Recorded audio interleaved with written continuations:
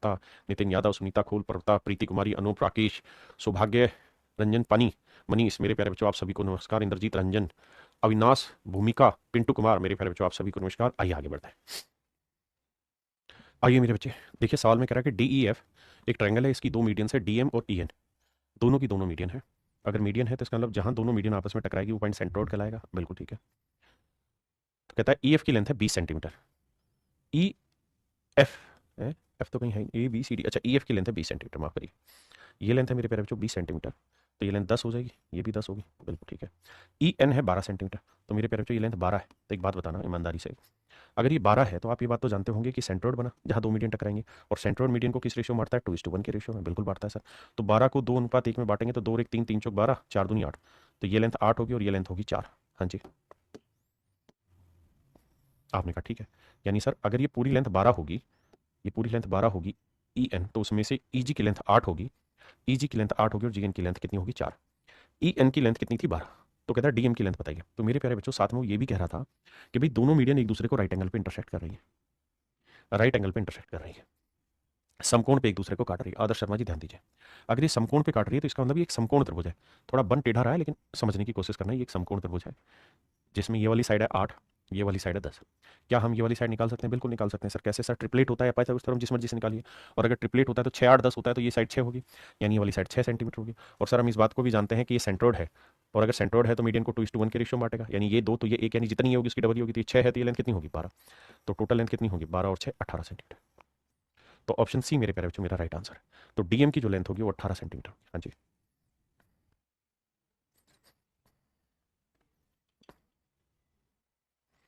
कहता है एनओपी की दो मध्यिकाएं एनए और ओबी, एन ए और ओबी एक दूसरे को एस पर समकोण पर काटती। कहता है जहां ये इंटरसेक्ट करती है ना वो समकोण पर करती है, ये राइट एंगल है, ये पॉइंट है एस।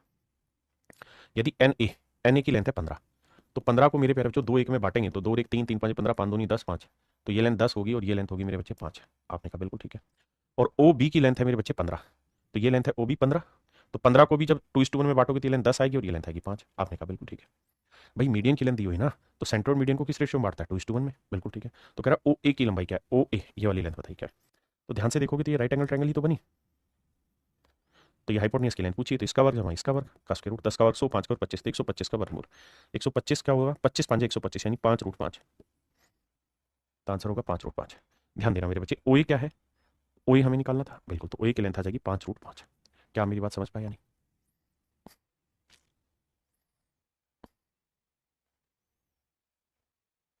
करिए जी।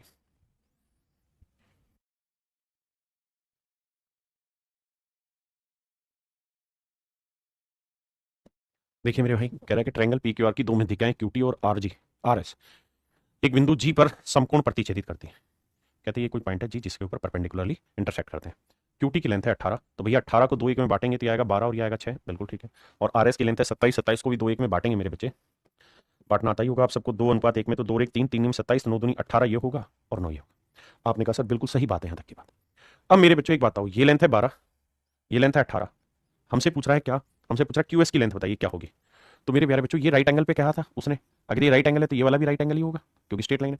और अगर ये समकोण है तो ये 9 है, ये 12 थी 15 हो जाएगा, ट्रिपलेट होता है 9 12 15, तो ये लेंथ आ जाएगी मेरे बच्चे 15 सेंटीमीटर। तो option B is your right answer. Option B आपका करेक्ट आंसर। लास्ट सवाल है इस टाइप का, फिर अगला कॉन्सेप्ट आ जाएगा। कहता है एबीसी में एडी और बीई दो मध्यिकाएं हैं जो एक दूसरे को समकोण पर काटती हैं, ये सब समकोण पर काट रही हैं। यदि एडी और बी का मान, एडी और बीई का मान 9 9 है, एडी का मान 9 है तो 6 होगा, ये 3 होगा, और ये 6 है तो भैया ये होगा कितना? 4 और ये होगा 2। तो हमसे पूछ रहा है बीडी की लेंथ बताओ, तो मेरे प्यारे बच्चों ट्रिपलेट लगा देंगे। तो ये 3 है, ये 4 है, तो ये कितनी आ जाएगी? 5, क्योंकि ये तो राइट एंगल ट्रायंगल बन गई ना बाबू। तो ये 3 है, ये 4 है, तो ये लेंथ कितनी आएगी? 5। तो ऑप्शन ए मेरे प्यारे बच्चों करेक्ट आंसर है। और हमसे पूछा क्या है? बी डी, तो बी डी की लेंथ 5 आएगी ना बेटा, 10 क्यों आएगी? बी डी की लेंथ आएगी मेरे प्यारे बच्चों 5। अब आते हैं अगले। अगला कॉन्सेप्ट ये कहता है मेरे बच्चे कि अगर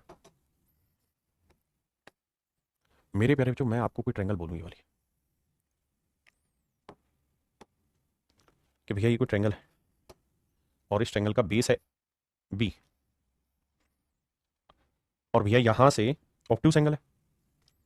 तो मेरे प्यारे बच्चों ऑब्ट्यूस एंगल ट्रायंगल की कहानी क्या होती है, अधिकोण त्रिभुज की कहानी क्या होती है, कि इसमें जो एल्टीट्यूड खींचा जाता है ना, इस वाले वर्टेक्स से वो जानते हैं, और तो सेंटर बना तक समझाया था कि वो कभी भी इस पे तो बनेगा ही नहीं, अंदर तो बाहर बनेगा, लेकिन वो माना इसी का जाता है, किसी और ट्रायंगल का नहीं माना जाता, वो माना इसी का जाता है मेरे बच्चे, है ना, माना इसी का जाता है मेरे बच्चे। क्लियर है? तो भैया अगर ये हाइट h है तो इस ट्रायंगल का एरिया ए बी सी, तो area of triangle A B C जानते हो क्या हो जाएगा? इसका एरिया हो जाएगा हाफ इंटू बेस हो गया बी, और हाइट हो गई h, बेस इंटू हाइट, बिल्कुल ठीक है। ऐसे ही मेरे बच्चे अगर मैं आपसे कहूं कि यार मुझे इस वाली ट्रायंगल का एरिया बताइए, इसके बेस की लेंथ को मैं x मान ले रहा हूं, तो आप मुझे बताइए area of triangle A D B, इसका एरिया बताइए क्या होगा? तो भी आप यही कहेंगे कि सर बेस हुआ x तो हाफ इंटू एक्स, और हाइट इसकी भी h ही मानी जाएगी, तो मेरे बच्चे हाफ से हाफ कटा, h से h कटा, तो इनके एरिया का जो रेशियो होगा मेरे प्यारे बच्चों वो x इज टू बी होगा। क्या होगा मेरे प्यारे बच्चों? x इज टू बी होगा। इसका अर्थ मेरे बाबू ये हुआ सवाल का कि अगर दो या दो से ज्यादा ट्रायंगलों का बेस कॉमन है, यानी इसी बेस पे ये वाली ट्रायंगल बनी है, ठीक है जी, और इसी बेस पे ये वाली ट्रायंगल बनी है, अगर इन दो से ज्यादा दो या दो से ज्यादा ट्रायंगलों का बेस अगर एक स्ट्रेट लाइन पे ही लाई करता है, ध्यान देना ट्रायंगल ए डी बी का बेस भी इसी लाइन पे है, और ट्रायंगल ए बी सी का भी बेस इसी लाइन पे है, अगर दो या दो से ज्यादा ट्रायंगलों का बेस एक सेम स्ट्रेट लाइन पे लाई करता है, तो मेरे प्यारे बच्चों इनके एरिया का रेशियो वही होता है जो इनके बेस की लेंथ का रेशियो होता है, तो इनके एरिया का रेशियो वही होता है जो इनके बेस की लेंथ का रेशियो होता है। तो अगर बेस की length x is to b है तो इनके एरिया का रेशियो भी एक्स इज टू बी ही होगा। यही कुल मिला के इस कॉन्सेप्ट में समझाया गया है क्या, कि अगर दो या दो से ज्यादा त्रिभुज है, यदि दो या दो से अधिक त्रिभुज किसी एक सरल रेखा पर आधारित हो, मतलब सबका ही जो बेस हो वो एक स्ट्रेट लाइन पर लाई करता हो, सबका बेस एक स्ट्रेट लाइन पर बेस्ड हो, तथा उनका क्षेत्रफल का अनुपात वही होता है जो उनके आधार की लंबाई का अनुपात होता है। कह रहा है कि अगर दो या दो से ज्यादा ट्रायंगलों का बेस एक स्ट्रेट लाइन पे लाई करता हो और उन सभी ट्रायंगलों का एक कॉमन वर्टेक्स भी हो, सभी ट्रायंगलों का एक कॉमन वर्टेक्स भी हो, तो उनके एरिया का रेशियो वही होगा जो उनके बेस की लेंथ का रेशियो होता है। जैसे एग्जांपल के तौर पे मैं आपको कहूं कि भैया ये कोई लाइन है, ठीक है भैया, एक ट्रायंगल मैंने ये बना दी, और एक ट्रायंगल मैंने ये वाली बना दी, दो ट्रायंगल बना दी, इसके बेस की लेंथ ए है और इसके बेस की लेंथ बी है, तो मैं जानना चाहता हूं इन दोनों ही ट्रायंगल के एरिया का रेशियो क्या होगा, इन दोनों ही त्रिभुजों के क्षेत्रफल का अनुपात क्या होगा। तो आप गलती से भी ये मत कह देना ए इज टू बी होगा, नहीं, क्यों? क्योंकि अगर ध्यान देंगे तो आपको समझ में आएगा कि इसकी हाइट ही अलग वैल्यू होगी, इसकी हाइट डिफरेंट होगी और इसकी हाइट डिफरेंट होगी, और जब हाइट डिफरेंट डिफरेंट होगी तो एरिया सेम बनेगा ही नहीं, एरिया का रेशियो वो होगा ही नहीं जो 20 का है। तो फिर से इस डेफिनेशन को लिखवाता हूं, टू और मोर ट्रायंगल, टू और more triangle based on a same straight line and having a common vertex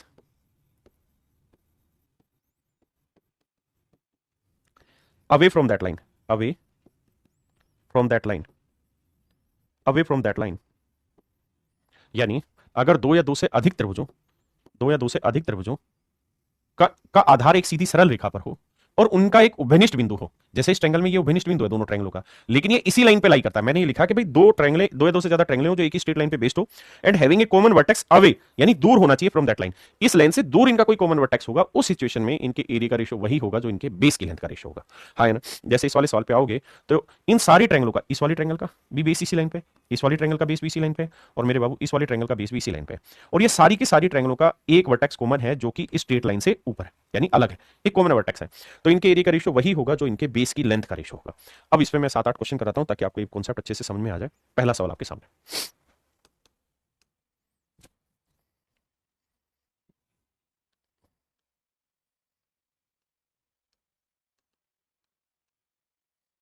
सवाल में कह रहा है भैया ये कोई ट्रायंगल है एबीसी, इसमें बीसी के ऊपर कोई बिंदु है पी, इस प्रकार से है कि बीपी इज टू पीसी का रेशियो 1:2 है, ये लेंथ 1 है तो ये वाली लेंथ 2 है,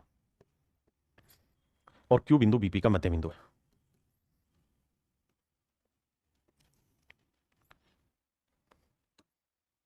क्यू जो है वो लाइन बीपी का मध्य बिंदु है, क्यू लाइन बीपी का मध्य बिंदु है, यहां कोई बिंदु है क्यू जो बुझा बीपी का मध्य बिंदु है, तो एरिया ऑफ ट्रायंगल, आओ भैया,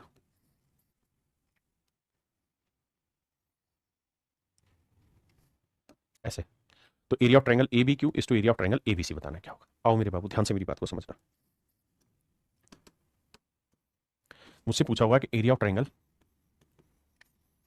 ए B Q is to area of triangle ABC. इनके एरिया का मेरे प्यारे बच्चों रेशियो बताइए क्या होगा। और जरा ध्यान देना मेरे प्यारे प्यारे बच्चों, एक बात को समझना और जवाब देना। क्या कि भाई ये कोई ट्रायंगल है, बिल्कुल है सर। इस ट्रायंगल में मेरे बच्चे क्यों मिड पॉइंट है, ऐसा मैं नहीं सवाल कह रहा है। अगर क्यों मिड पॉइंट है तो भैया ये इसका मतलब ये हुआ कि ये लेंथ अगर 1 यूनिट होगी तो ये वाली लेंथ भी 1 यूनिट ही होगी।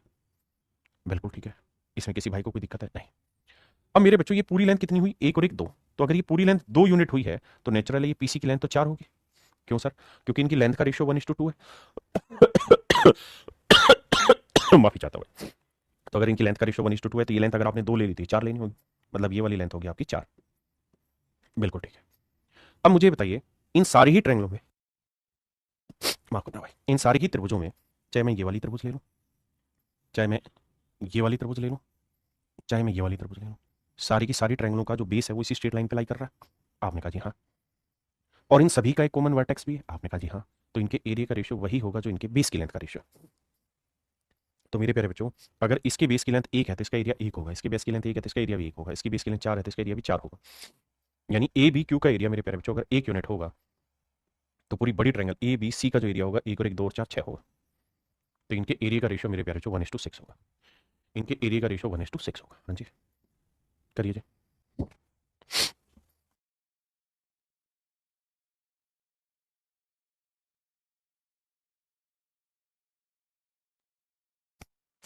देखिए भाई, सवाल में कह रहा है कि एक ट्रायंगल है ए बी सी,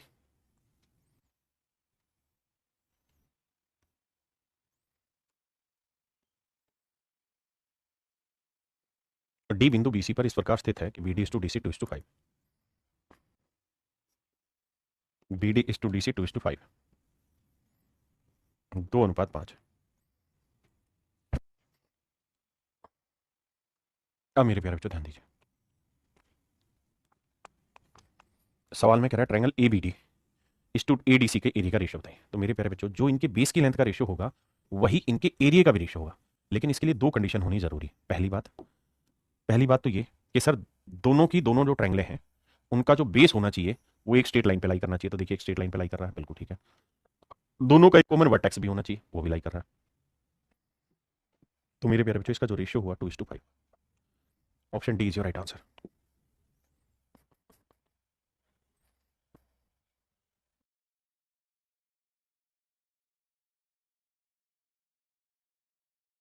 देखिए मेरे बच्चे, B D is to D is to E C, ये 1, ये 2, ये 1 है। ये लेंथ मेरे प्यारे बच्चों 1 है, ये लेंथ मेरे प्यारे बच्चों 2 है, और ये वाली लेंथ मेरे प्यारे प्यारे बच्चों 1 है। जिस सवाल में पेपर में फिगर है मैं भी उसमें फिगर दे रहा हूँ। सवाल में कह रहा है ए बी की लेंथ है 6, ए सी की लेंथ है 10 और बी सी की लेंथ है 8।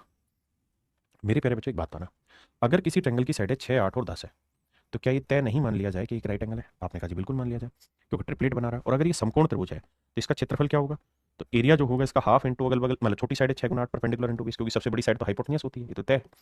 तो भैया 2 × 6 8 × 24, यानी पूरी ट्रायंगल का एरिया होगा 24। बिल्कुल ठीक है, सेंटीमीटर स्क्वायर। अगर पूरी त्रिभुज का क्षेत्रफल 24 वर्ग सेंटीमीटर है तो मुझसे पूछा जा रहा है किसका एरिया?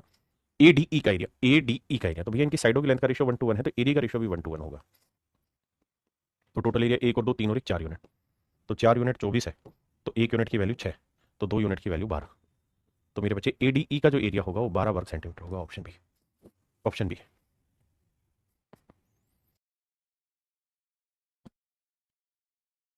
देखिए ट्रायंगल एबीसी में डी भुजा बीसी का बीसी को 2:3 में बांटता है। एबीसी का क्षेत्रफल पूरी ट्रायंगल का एरिया रखा है तो एबीडी का बताना। तो भैया ये 2:3 है तो एरिया का रेशियो भी 2:3 ही होगा। तो पूरी बड़ी ट्रायंगल का एरिया 2 और 3 5 यूनिट बना, तो 5 यूनिट 40 वर्ग सेंटीमीटर है। तो 1 यूनिट की वैल्यू 5 8 40 8 होगा। तो एबीडी का एरिया पूछा तो 8 तो नहीं 16, तो एरिया हो जाएगा मेरे बच्चे 16 वर्ग सेंटीमीटर। Option B. देखिए मेरे बाबू, कह रहा है त्रिभुज एबीसी में एडी कोण ए का संधिभाजक है। ये सवाल थोड़ा अच्छा है आज ही। यहाँ आपको एक हल्की बेसिक समझ की जरूरत पड़ेगी। कहता है त्रिभुज एबीसी में कोण ए का संधिभाजक है एडी।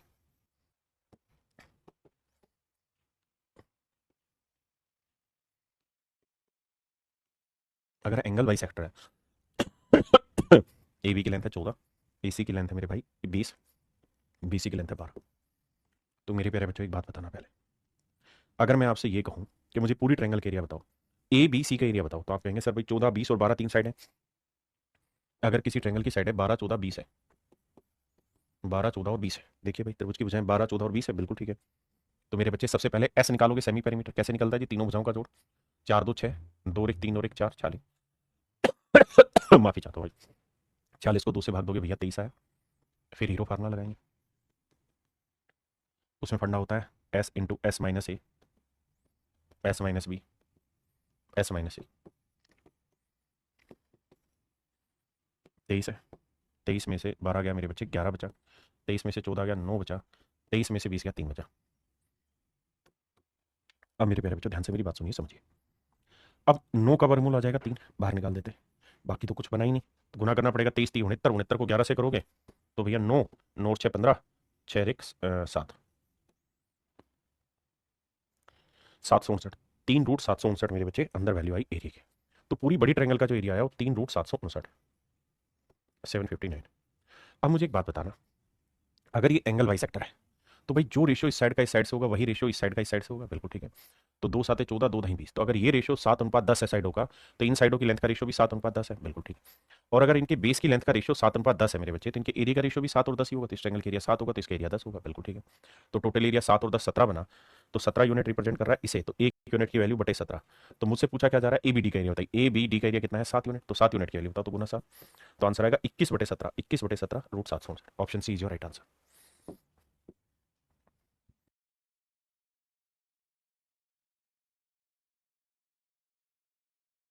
देखिए मेरे प्यारे बच्चों, सवाल में कह रहा है कि ट्रायंगल एबीसी में, कहता है ट्रायंगल एबीसी एंगल ए का कोण समद्विभाजक एडी को, ये कोई त्रिभुज है मेरे प्यारे बच्चों, यहां कह रहा है कि ट्रायंगल एबीसी में, भुजा एबीसी में AD is angle bisector. AD जो है वो कोण समद्विभाजक है मेरे प्यारे बच्चों, सेम उसी टच का क्वेश्चन है जो पीछे किया। अगर मेरे प्यारे बच्चों कोण समद्विभाजक है तो ये इस कोण को दो बराबर मतलब अनुपात सीम बांटेगा। अब ए बी इज टू ए सी 3:4 है, अगर ये अनुपात 3:4 है मेरे बच्चे, तो आंख बंद करके कह दो ये रेशियो भी 3:4 ही होना है, क्योंकि एंगल बाइसेक्टर है, तो जो रेशियो इस भुजा का इससे होगा वही रेशियो इसका इससे होगा। अब कह रहा है एबीसी का क्षेत्रफल 350 है, पूरी ट्रायंगल के एरिया 350 है, तो भैया साइडों का रेशियो 3 4 है, तो एरिया का भी रेशियो 3 4 होगा। क्यों? क्योंकि दोनों ही ट्रायंगल ये वाली और ये वाली एक ही बेस पे मौजूद है और दोनों का एक कॉमन वर्टेक्स है। तो टोटल एरिया 3 और 4 7, 7 यूनिट रिप्रेजेंट कर रहा है 350 को। एक यूनिट 50 है, तो कह रहा है त्रिभुज ए डी सी का एरिया बताओ, तो एक यूनिट 50 तो 4 यूनिट कितना हुआ 200। तो ऑप्शन बी मेरे प्यारे बच्चों राइट आंसर हो। करिए मेरे बच्चे।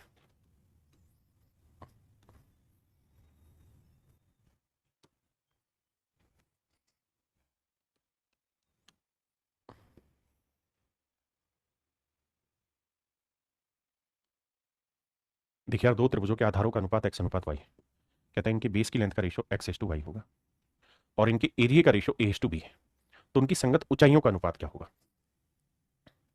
अब मेरे बच्चे इस सवाल में ऐसा कहीं नहीं लिखा हुआ कि दोनों का बेस एक सेम स्ट्रेट लाइन पे लाई कर रहा है ना, या कोई कॉमन वर्टेक्स है। सिंपल एक लाइन लिख रहा है कि the ratio of basis of two triangle is x:y and that of the their area is a:b। यानी हमें यहाँ समझना होगा कि जो फिगर हम बनाने की सोच रहे हैं वो एक्चुअल में एग्जिस्ट ही नहीं करती सवाल में। यहाँ तो दो अलग अलग ट्रायंगलों की बात हो रही है मेरे बच्चे, ऐसा कहीं नहीं लिख रखा कि दोनों ट्रायंगल सेम बेस की हैं, अलग अलग बेस की। क्या है कुछ नहीं पता हमें सवाल के बारे में, हमें सिंपल एक रखा कि भाई इनके बेस की लेंथ का रेशियो x:y। बहुत बढ़िया। और कहता है इनके एरिया का रेशियो a:b है, तो इनकी हाइट का रेशियो बताइए क्या होगा। तो मान लेते हैं मेरे बच्चे इनकी जो हाइट है, इसकी हाइट को h1 ले लेते हैं और इसकी हाइट को h2 ले लेते हैं, तो इसका एरिया क्या हो जाएगा मेरे बच्चे, हाफ इंटू बेस हो जाएगा x और हाइट हो जाएगी h1। इसका एरिया क्या हो जाएगा, हाफ बेस हो जाएगा y और हाइट हो जाएगी h2। तो ये इसका एरिया, ये इसका एरिया, और इनके एरिया का रेशियो क्या है, a:b। हाँ जी, अब हाफ से आप गया। अब मुझे किसका एरिया चाहिए मेरे बच्चे, इनकी हाइट का रेशियो, तो h1 अपॉन h2 का रेशियो मुझे चाहिए। तो y को a से गुना करेंगे तो ay और x को b से गुना करेंगे तो मेरे प्यारे बच्चों bx। ये सवाल इस टाइप का है ही नहीं, ये सवाल बिल्कुल डिफरेंट है, लेकिन ये बस इसलिए डाला गया ताकि आप ये समझ पाए कि वो कंडीशन होनी जरूरी है कि सारी ट्रायंगल का बेस एक स्ट्रेट लाइन पे लाई करता है और उनका एक कॉमन वर्टेक्स हो, तभी आप ऐसे कर पाएंगे साक्षी बेटा, नहीं तो नहीं होगा सवाल। करिए।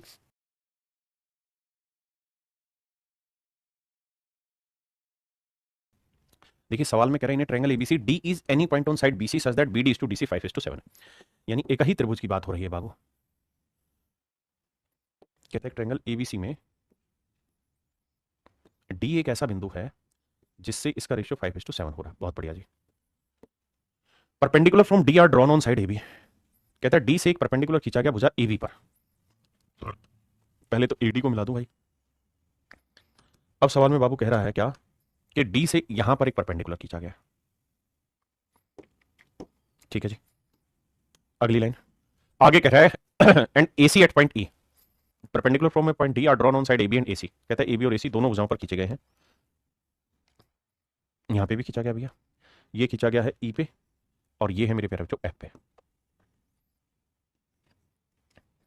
Such that D E 10 centimetre है।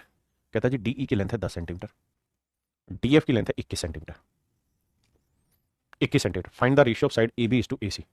तो कहता है भुजा ए बी अनुपात ए सी माफ करिए, इसका अनुपात बताना है क्या होगा। आइए मेरे प्यारे बच्चों, बहुत प्यारा सवाल है। कॉन्सेप्ट यही है, कुछ नया कॉन्सेप्ट नहीं लगाया है। जरा ध्यान से देखिएगा, ए बी इज टू ए सी का रेशियो चाहिए। तुम्हें ढूंढती है ये पागल निगाहें। देखना मेरे बच्चे, मैं पहले इसको हटा रहा हूं और इसको हटा रहा हूं। अब मैं आपसे ये जानना चाहता हूं कि मेरे बच्चे बताइए, ये दोनों ट्रायंगल जो हैं, ये वाली ट्रायंगल ए बी डी और ए डी सी दोनों की दोनों त्रिभुजें का एक कॉमन वर्टेक्स है। बिल्कुल है। दोनों का बेस एक सेम स्ट्रेट लाइन पे लाई करता है। बिल्कुल करता है। अगर दोनों त्रिभुजें एक ही आधार पर आधारित है, सीधी रेखा पर बेस्ड हैं, दोनों का एक उभयनिष्ठ शीर्ष है, तो मेरे प्यारे बच्चों इनके एरिया का रेशियो वही होगा जो इनके बेस की लेंथ का रेशियो होगा। तो अगर इनके बेस की लेंथ का रेशियो 5-7 है तो ए बी डी का एरिया 5 होगा, तो ए डी सी का एरिया भी ना, ए डी सी का एरिया 7 होगा। सिंपल। आपने कहा सर ये बात बिल्कुल सही है, हम इस बात से वाकिफ है, मानते हैं। अब अगली बात बताइए मेरे बच्चे, अगर आप ये मानते हैं तो आप ये बात तो समझ गए कि भैया area of triangle A B D is to area of triangle A D C. A D C area of triangle A D C, इनका रेशियो जो होगा मेरे बच्चों 5:7 होगा। आपने कहा बिल्कुल ठीक है। अगर मेरे बच्चों ये बात तय है तो मैं इस ट्रायंगल पे बात कर रहा हूं। इस ट्रायंगल में मैं बेस ले रहा हूं ए बी और हाइट हो गई 10। बेस ले रहा हूं ए बी और हाइट हो गई मेरे बच्चे 10, तो एरिया हो जाएगा हाफ, बेस हो गया ए बी और हाइट हो गई 10। बिल्कुल ठीक है, ये इस वाली ट्रायंगल का एरिया है। ऐसे ही मेरे लाला इस वाली ट्रायंगल पे आ जाइए। इस वाली ट्रायंगल पे आ जाइए मेरे नन्हे मुन्ने प्यारे बच्चों। हाइट हो गई 21 और बेस हो गया एसी। हाइट हो गई 21 और बेस हो गया एसी। हाइट हो गई 21 और बेस हो गया एसी, तो हाफ, बेस हो गया एसी और हाइट हो गई 21। बिल्कुल ठीक है। और इनकी हाइट लेंथ का रेशियो 5:7। बिल्कुल जेन्युइन। अब भाई इनके एरिया का रेशियो निकल गया। अब काटपीट मचाते हैं, हाफ से हाफ गया। देखो जी, 5 एकम 5, 5 दूनी 10, 7 एकम 7, 7 21। 3 को 1 से गुना करेंगे मेरे भाई आएगा 3, और 2 को 1 से गुना करेंगे आएगा 2। तो मेरे प्यारे बच्चों ए बी बटे ए सी का जो रेशियो निकल के आएगा वो निकल के आएगा 3:2। ए बी इज टू ए सी का जो रेशियो निकल के आएगा मेरे प्यारे बच्चों आएगा 3:2। और यही आपसे पूछा हुआ है कि भाई ए बी इज टू ए सी का रेशियो क्या होगा, तो that's your answer and it is 3/2, 3:2। आइए मेरे प्यारे बच्चों, सवाल में कह रहा है त्रिभुज एबीसी में डी भुजा ए बी पर एक बिंदु है। ये बना लेते हैं मेरे प्यारे बच्चों ट्रायंगल एबीसी। मैं क्या करता हूं, ए यहां लेता हूं इस बार, ए बी सी। कारण क्या है कि यहां कोई बिंदु है डी, और अगर यहां डी बिंदु है मेरे बच्चे तो यहां सवाल में कह रहा है कि भैया इसको इससे मिला दो। तो ए बी पर एक बिंदु डी हो गया। अब कह रहा है ई सी डी पर, यहां कोई पॉइंट है ई, ये सी डी के ऊपर कोई पॉइंट है। इस प्रकार से है कि A D E, A D E ये वाली triangle, A D E, A E C, A E C और B D E, B D E, इन तीनों के एरियाज के बारे में स्पेसिफिकेशन दी हुई है। अब मेरे प्यारे बच्चों हमें सिर्फ ये देखना है कि इस वाली दोनों ट्रायंगल में ये कॉमन वर्टेक्स है, इसी वर्टेक्स से ये वाली ट्रायंगल बन रही है और इसी वर्टेक्स से ये वाली ट्रायंगल बन रही है, और दोनों ही ट्रायंगलों का बेस एक ही स्ट्रेट लाइन पे लाई कर रहा है। तो मेरे प्यारे बच्चों इनके बेस की लेंथ का जो रेशियो होगा वही इनके एरिया का रेशियो होगा, या जो इनके एरिया का होगा वही इनकी बेस की लेंथ का रेशियो होगा। आपने कहा जी ठीक है। अगर मेरे बच्चे ये बात सही है तो ए डी ई का एरिया है 15, ये एरिया है 15, और बी डी ई का जो ना ए ई सी का एरिया रखा है 36, और भैया बी डी ई का जो एरिया है वो 9। तो मेरे प्यारे बच्चों ये बताना कि इनके एरिया का रेशियो क्या है, 15:9। तो निकालोगे तो 3 3 9, 3 5 15, यानी इनके एरिया की लेंथ का रेशियो 5:3 है। आपने कहा बिल्कुल ठीक है। तो अगर इनके एरिया की लेंथ का रेशियो मेरे प्यारे बच्चों 5:3 है तो इनके बेस की साइड की लेंथ का रेशियो भी 5:3 होगा। बिल्कुल ठीक है। इसका मतलब क्या ये नहीं बना कि भाई इस पूरी बड़ी ट्रायंगल का एरिया अगर 5 होगा तो इसी कॉमन वर्टेक्स से इस वाली ट्रायंगल का एरिया कितना हो जाएगा 3? भाई इनका एरिया और इनके एरिया का रेशियो भी तो 5:3 होगा। आपने कहा जी ठीक है। तो ये टोटल एरिया कितना बना, 36 और 15 41, ना 6 5 11 3 4 51, तो 5 यूनिट रिप्रेजेंट कर रहा है 51 सेंटीमीटर को। तो एक यूनिट की वैल्यू 51/5, तो 3 यूनिट की वैल्यू क्या होगी, गुना 3। तो देखो यार, 5 से काटेंगे, 5 नहीं 50, 5 दूनी 10, 10.2 को 3 से गुना करेंगे 30.6। इसका मतलब मेरे प्यारे बच्चों ये टोटल जो एरिया आएगा ये 30.6 आएगा। अब आप खुद ही सोचो कि 9 तो एरिया इसका हो गया, तो ये एरिया कितना लूं कि इसमें 9 में जोड़ते ही 30.6 आ जाए। तो आपका जवाब होगा सर ये 21.6 लेना होगा। 9 में 21.6 जोड़ेंगे 30.6 आ जाएगा, यानी ऑप्शन ए मेरा एब्सोल्युटली राइट आंसर। मेरे प्यारे बच्चों ऑप्शन ए मेरा करेक्ट आंसर है, हाँ है ना। ऑप्शन ए मेरे प्यारे बच्चों मेरा करेक्ट आंसर, एब्सोल्युटली करेक्ट।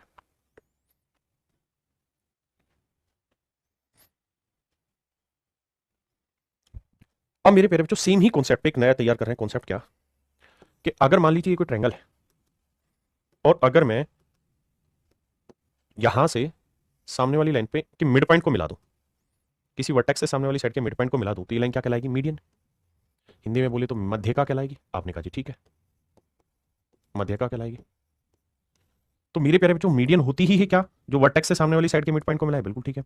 और अगर ऐसा है और ये मिड पॉइंट है तो ये लेंथ 1 होगी, तो मेरे प्यारे बच्चों ये लेंथ भी क्या होगी, 1। बिल्कुल ठीक है। तो मेरे प्यारे बच्चों अगर इनके बेस की लेंथ का रेशियो 1:1 है, अगर इनके आधार की लंबाइयों का अनुपात 1:1 है, तो इनके क्षेत्रफलों का अनुपात भी क्या होगा, 1:1। इनके क्षेत्रफलों की लंबाई का अनुपात भी मेरे प्यारे बच्चों क्या होगा, 1:1। अगर इनके बेस की लेंथ का रेशियो 1:1 है, तो इनके एरिया का रेशियो भी 1:1 होगी। बिल्कुल ठीक है। तो इसका मतलब ये हुआ कि जो मीडियन होती है उसी का हम एक और नामकरण कर सकते हैं, दैट इज एरिया बाइसेक्टर। यानी हम ये कह सकते हैं कि मध्यिका जो होती है वो क्षेत्रफल द्विभाजक भी हो सकती है।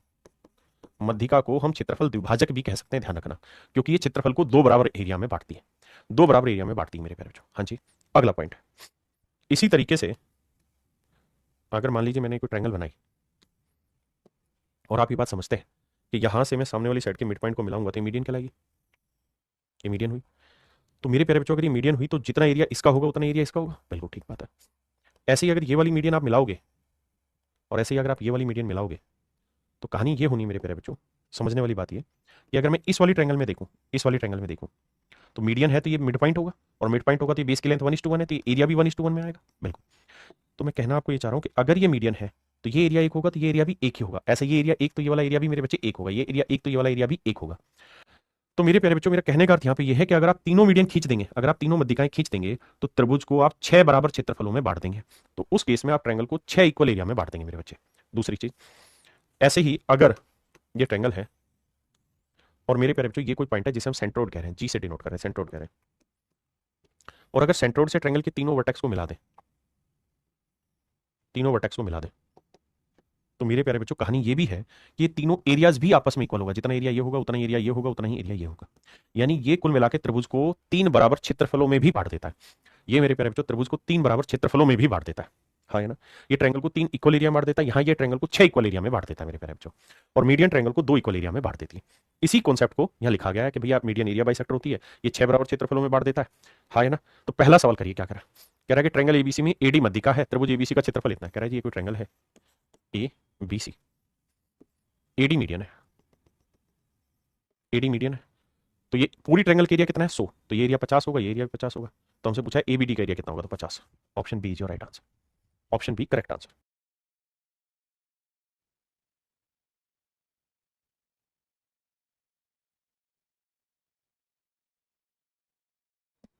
आइए मेरे प्यारे बच्चों, सवाल में कह रहा है ट्रायंगल एबीसी में एडी माध्यिका है, ये त्रिभुज है जिसमें एडीसी एक माध्यिका है। कहता है एडीसी का क्षेत्रफल ये 44 है। तो मेरे प्यारे बच्चों अगर ये मीडियन है, मध्यिका है, तो ये 2 इक्वल पार्ट्स में बांटती सामने वाली साइड को, तो ये 2 इक्वल एरिया में भी बांटती थी, ये एरिया भी 44 44 88 हो जाएंगे। तो उसने पूछा पूरी बड़ी ट्रायंगल का एरिया क्या होगा, तो मेरे बाबू आंसर होगा 88। हाँ जी,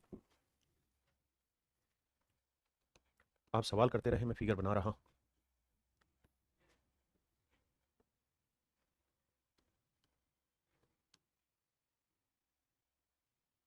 देखिए यार ये वो ट्रायंगल है एबीसी,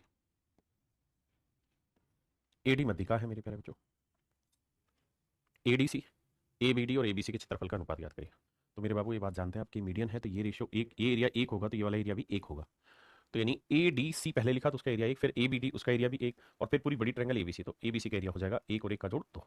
तो मेरे प्यारे बच्चों option B is your right answer, option B आपका करेक्ट आंसर।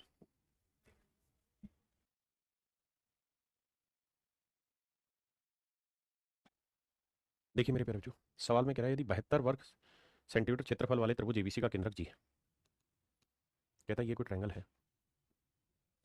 एबीसी, इसका सेंट्रोइड है जी, ठीक है जी। कहता है A D B E C F इसकी तीन मध्यिकाएं, A D B E C F इसकी तीन मध्यिकाएं।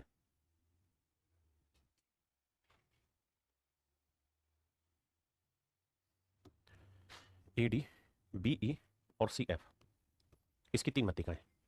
त्रिभुज बी डी जी का क्षेत्रफल कितना होगा? देखिए मेरे प्यारे बच्चों, पूरी ट्रायंगल का एरिया 72 है। अब आप ये बात तो जानते हैं कि ये तीनों मीडियन खींचोगे तो तीन बराबर हिस्सों में ना, 6 बराबर हिस्सों में पूरी ट्रायंगल का एरिया बटेगा। तो 72 को 6 से भाग दोगे तो ये आएगा 12। तो इसका मतलब ये एरिया 12 होगा, ये एरिया भी 12 होगा, ये एरिया भी 12, ये भी 12, ये भी 12, ये भी 12। अब हमसे पूछ रहा है बी डी जी, हमसे क्या पूछ रहा है मेरे प्यारे बच्चों? B D G, B D G. कहता है जी इस वाली ट्रायंगल का एरिया बताइए। तो मेरे प्यारे बच्चों इस वाली ट्रायंगल का एरिया कितना आएगा? 12। इस वाली ट्रायंगल का एरिया आएगा मेरे प्यारे बच्चों कितना? 12 वर्ग सेंटीमीटर।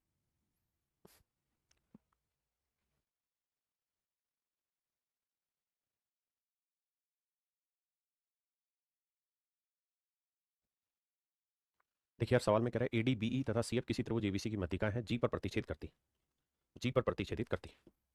ये ट्रायंगल है मेरे बाबू। अब कहता है इसमें तीनों मध्यिकाएं हैं, एडी बीई और CF. A B C B D ना, एडी बीई और सीएफ। और कहता है तीनों मीडियन एक दूसरे को जी पर काटती है। बहुत बढ़िया। ए बी सी का क्षेत्रफल 60 है। तो मेरे प्यारे बच्चों 60 को 6 बराबर हिस्सों में बांटोगे तो हर एक के एरिया 10 है। तो ये एरिया 10 10 10 10। बार बार ये इसलिए करा रहे हैं ताकि उस कॉन्सेप्ट को आप समझ पाओ। तो कहता है बी डी जी ये वाला एरिया जमा बी जी एफ ये वाला, इन दोनों के एरिया का जोड़ बताइए क्या होगा? तो ये एरिया हो जाएगा 10 और 10 मेरे प्यारे बच्चों 20। Option D is your right answer. क्या हो जाएगा मेरे बच्चे? 20। सवाल में कह रहा है कि किसी समद्विबाहु त्रिभुज की असमान भुजा की लंबाई 2 सेंटीमीटर है। यानी मेरे प्यारे बच्चों अगर ये दोनों साइडें आपस में बराबर हैं तो ये तीसरी साइड की लेंथ है 2 सेंटीमीटर। ऐसा सवाल कह रहा है। अब कहता है समान भुजाओं पर खींची गई मध्यिका एक दूसरे पे लंबवत है। कहता है भैया यहां से जो सेम साइड है, इक्वल साइड है, उन पे आप मीडियन खींचोगे, उन पे जब आप मीडियन खींचोगे तो कहता है कि ये 90 डिग्री पे काटती है। लेट्स से दिस पॉइंट है जी, ये मिड पॉइंट पे काटती है। अब मेरे प्यारे बच्चों एक बात को समझना है, समद्विबाहु त्रिभुज का क्षेत्रफल ज्ञात करना है। क्या होगा मेरे प्यारे बच्चों? आपका सवाल ये है कि भाई समद्विबाहु त्रिभुज का क्षेत्रफल ज्ञात कीजिए, क्या होगा? देखिए यार, सबसे पहली चीज समझने की यहाँ पर बात यह है कि सवाल ने कहा कि ये आइसोसेलेस ट्रायंगल है, समद्विबाहु त्रिभुज है। अगर मेरे प्यारे बच्चों ये दोनों भुजाएं आपस में बराबर है, अगर ये दोनों ही भुजाएं आपस में बराबर है, तो यहां से जो मीडियन की लेंथ खींचोगे ना और यहां से जो मीडियन की लेंथ खींचोगे ये भी हर हाल में बराबर होगी। इसे आप बदल नहीं सकते। फिर से अपनी बात समझाता हूं। अगर दो साइडें ही आपस में बराबर है, ये दो साइडें आपस में बराबर है, तो इन तीसरी साइड यानी इन दोनों साइड के वर्टेक्सिस वाले वर्टेक्स से जो ये मीडियन खींचोगे ना, ये भी मेरे प्यारे बच्चों हर हाल में बराबर आएगी। बिल्कुल ठीक है। और अगर ऐसा है कि ये बराबर है तो इसका मतलब ये लेंथ अगर एक्स होगी ना, ध्यान देना मैं क्या कह रहा हूं, मैं कह रहा हूं कि जितनी लेंथ इस वाली मीडियन की होगी, यानी यहां से यहां तक की मीडियन की लेंथ अगर 10 है तो यहां से यहां तक की मीडियन की लेंथ भी 10 होगी। बिल्कुल ठीक है। ये सेंट्रोइड है तो सेंट्रोइड मीडियन को 2:1 के रेशियो में बांटता है, 2:1 के रेशियो में बांटता है। तो भैया जब दोनों ही मीडियन की लेंथ बराबर और 2:1 में बटेगा तो ये टुकड़ा और ये टुकड़ा भी तो बराबर होगा। अगर ये टुकड़ा x है तो ये टुकड़ा भी x होगा। बिल्कुल ठीक है। तो मेरे प्यारे बच्चों इस वाली ट्रायंगल में पाइथागोरस थ्योरम लगा देता हूं मैं। इस वाली में इसका वर्ग जमा इसका वर्ग बराबर होगा हाइपोटेन्यूज के वर्ग के। आपने कहा जी ओके रिपोर्ट है। तो x square plus x square बराबर 2 का वर्ग 4। या मेरे प्यारे बच्चों 2x स्क्वायर बराबर 4। तो एक्स स्क्वायर की वैल्यू आएगी काट पीट के 2। आपने कहा ठीक है सर, हम इतनी बात से सहमत हैं। और मेरे प्यारे बच्चों मैं आपसे कहूँ कि यार इस वाली ट्रायंगल का एरिया बताइए क्या होगा? तो आप कहेंगे साहब इस वाली ट्रायंगल का एरिया होगा हाफ इंटू बेस हुआ एक्स और हाइट भी हुई एक्स। भाई half into base into height. आपने कहा जी ओके रिपोर्ट है। तो एक्स इंटू एक्स क्या हुआ साहब? एक्स स्क्वायर और एक्स स्क्वायर की वैल्यू क्या है? तो 2 से 2 काट दिया तो मेरे प्यारे बच्चों मेरा राइट आंसर आया 1। बिल्कुल ठीक है। इसका कुल मिलाकर अर्थ ये हुआ मेरे बाबू कि इस वाली त्रिभुज का जो क्षेत्रफल है वो आया 1। अगर इस वाली ट्रायंगल का एरिया 1 आया तो आपको याद होगा मैंने ये भी समझाया आपको कि भैया अगर किसी ट्रायंगल में उसके तीनों वर्टेक्स को सेंट्रोइड से मिला दोगे तो ये बेसिकली ट्रायंगल को 3 इक्वल एरियाज में बांटता है। तीनों मीडियन को खींच दोगे तो 6 बराबर क्षेत्रफलों में। तो यहाँ तो ये वर्टेक्स ये वाला ले रहे हैं, सेंट्रोइड है। तो सेंट्रोइड से इस वर्टेक्स को मिलाया 1, सेंट्रोइड से इसको मिलाओगे तो ये भी 1, और सेंट्रोइड से इसको मिलाओगे तो ये भी 1। तो पूरी ट्रायंगल के एरिया 3 आएगा। अगर इसका एक एरिया 1 आया जो कि सोल्व करने पे, तो पूरी ट्रायंगल के एरिया आएगा 3। और यही मेरे प्यारे बच्चों आपसे पूछा गया था कि भाई पूरी बड़ी ट्रायंगल का एरिया बताइए क्या होगा?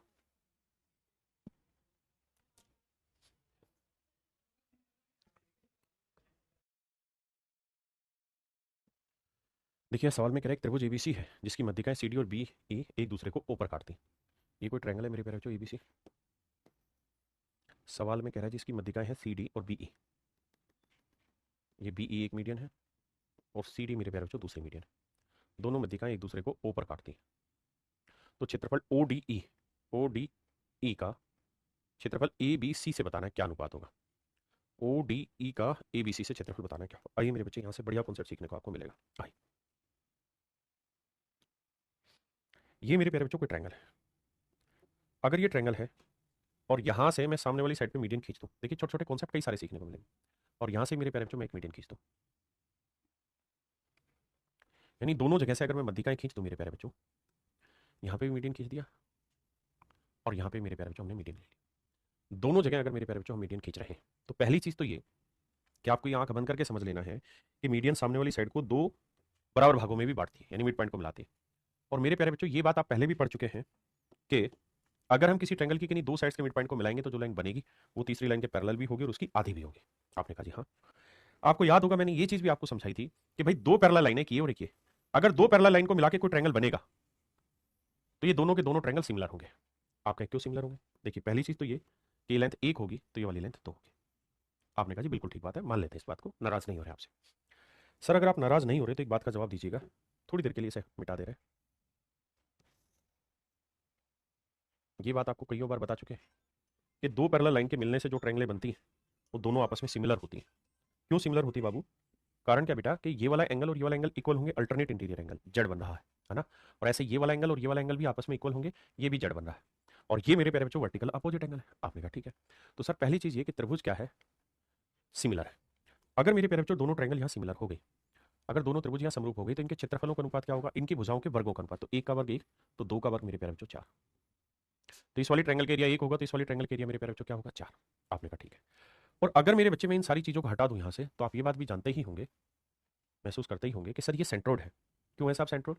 क्योंकि ट्रायंगल थी सर एबीसी, और हमने क्या किया था सर, यहाँ से एक मीडियन खींची, ये मान लो बीडी और ये सीई मीडियन है। तो मीडियन जिस पॉइंट पे आ जाके आपस में टकराती है वो पॉइंट सेंट्रोइड कहलाता है, केंद्र कहलाता है, जी कहलाएगा सर। ये बात भी सही है सर। अब अब बाबू कहानी ये भी समझने वाली है कि अगर ये ट्रायंगल है और ये सेंट्रोइड है, जी सेंट्रोइड है, तो सेंट्रोइड से वर्टेक्स को मिलाओगे तो ये हमेशा ही ट्रायंगल को तीन इक्वल एरिया में बांटेगा। तो अगर ये वाला एरिया चार है तो ये भी चार होगा, ये भी चार होगा, तो पूरी का एरिया कितना होगा? 12। उसने हमसे पूछा ई जी डी का पूरी बड़ी ट्रायंगल के। तो मेरे बच्चों ध्यान ये रखना कि अगर ये एरिया एक है तो ये चार, और ये चार है तो ये भी चार होगा, ये भी चार होगा, यानी पूरी बड़ी ट्रायंगल का एरिया होगा 12। यहां से मैं तीन चार सवाल एक साथ इकट्ठे लेके खत्म कराने की कोशिश करता हूं, ध्यान दीजिएगा प्लीज। पहला सवाल आपसे ये पूछा जाएगा, what is the area of triangle E D G is to area of triangle BGC, कि भैया इनके एरिया का रेशियो बताओ। तो हमें ध्यान देना है कि भाई ईडीजी का एरिया एक यूनिट होगा तो इसका एरिया चार होगा। ये बात बिल्कुल ठीक है, समझते हैं। अगला मेरे बच्चों आपसे सवाल ये पूछा जाएगा कि area of triangle EDG is to area of triangle ABC, ये भी 1:12 होगा। यानी ये एरिया मेरे प्यारे बच्चों एक है तो ये पूरी बड़ी त्रिभुज क्या होगी? 12। आपने कहा ये बात भी सही है। अगला, अब मेरे प्यारे बच्चों एक बात और समझिए, अगला point, area of triangle EDG is to, आप मुझे बताइए एरिया ऑफ ट्रायंगल डीजीसी, बताइए क्या होगा? डीजीसी बताइए क्या होगा? डीजीसी बताइए मेरे प्यारे बच्चों क्या होगा? तो आप मुझे एक बात कहेंगे कि सर इस बात को समझो, क्या कि ये बात आप समझ गए कि सर ये एरिया चार होगा, ये एरिया एक होगा, ये तय है। सर हम इसी बात को और आगे बता रहे हैं कि अगर इसको इससे मिला दें, अगर इसको इससे मिला दें,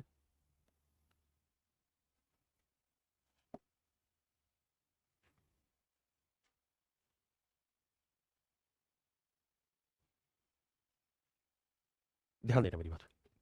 तो मेरे प्यारे बच्चों आप ये बात तो समझते हैं कि ये एरिया चार आया तो ये वाला एरिया भी चार आएगा, ये वाला एरिया भी चार आएगा।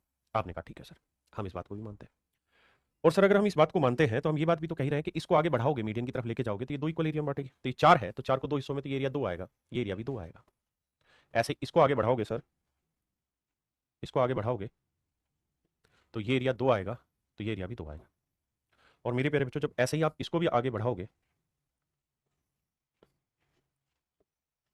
इसको आगे बढ़ाओगे मेरे बच्चे, तो ये एरिया भी दो आएगा, ये भी दो आएगा। ये पॉइंट था जी। आपने कहा ठीक है, इसमें भी दो आएंगे। तो सर अगर ई डी जी का एरिया एक है ना, तो डी जी सी का जो एरिया आएगा वो दो आएगा, ये भी ध्यान रखिएगा। डी जी सी का एरिया कितना आ जाएगा? दो। बहुत सुंदर। अब मैं आपसे जानना चाह रहा हूं क्या कि area of triangle E D G is to area of triangle A E D, A E D इसका एरिया बताइए। तो मेरे बच्चे आप इस बात को भी ध्यान से समझना कि इस पूरी क्वाड्रिलेटरल का एरिया कितना है? तो आप कहेंगे दो वाला एरिया तो है ये वाला और दो ही एरिया है ये, तो पूरी क्वाड्रिलेटरल का एरिया आ जाएगा 4। दो और दो कितना आ जाएगा मेरे बच्चे? 4। ध्यान देना मेरे प्यारे बच्चों, ये इस ट्रायंगल का एरिया कितना है? 2। और इस ट्रायंगल का एरिया कितना है? 2। तो 2 और 2 कितना है मेरे प्यारे बच्चों? 4। हाँ जी, 2 और 2 मेरे प्यारे बच्चों एरिया आ गया 4। तो ये एरिया 4 है। आपने कहा जी बिल्कुल ठीक है। अच्छा ये बताना ये वाला एरिया कितना था साहब? ये वाला था एरिया 1। तो पूरी क्वाड्रिलेटरल का एरिया था 4। 4 में से ये 1 हटा देंगे तो ये एरिया कितना बचा? 3। तो ये एरिया आ गया मेरे प्यारे बच्चों 3। तो इनके एरिया का रेशियो आ गया 1:3। एक बार जल्दी से कमेंट करिए समझ पाए कि नहीं, बताइए भाई। क्लियर है मेरे प्यारे बच्चों? अब हम आगे बढ़ते हैं और मुझे उम्मीद है कि अब बातें समझ में आई होंगी। तो अब ये वाला सवाल जो पीछे था ये भी मेरे बच्चे इसी तरीके पे है। अगले वाला देखेंगे, के चित्रण जी त्रिभुज एबीसी का केंद्र है, त्रिभुज जीईडी का क्षेत्रफल 4 है। कहता है जीईडी का एरिया 4 है मेरे बच्चे। तो कहता है त्रिभुज एबीसी का एरिया बताओ क्या होगा? ए बी सी का एरिया बताओ। तो आपने पीछे यहां देखा था कि भैया ईडीजी का एबीसी से एरिया क्या था? अगर इसका एरिया 1 है तो पूरी बड़ी ट्रायंगल का एरिया क्या होगा? 12। तो अगर इसका एरिया ईजीडी का एरिया 1 होगा तो ट्रायंगल एबीसी का एरिया क्या होगा? ये होगा मेरे प्यारे बच्चों 1:12। तो 1 यूनिट रिप्रेजेंट कर रहा है 4 को, तो 12 यूनिट 12 चौक 48 को। तो पूरी बड़ी ट्रायंगल का एरिया होगा 48। हाँ जी, आइए। सवाल में कह रहा है कि त्रिभुज एबीसी में एडी मध्यिका है। एबीसी में मेरे प्यारे बच्चों एडी मध्यिका है। एडी मध्यिका है, ठीक है जी।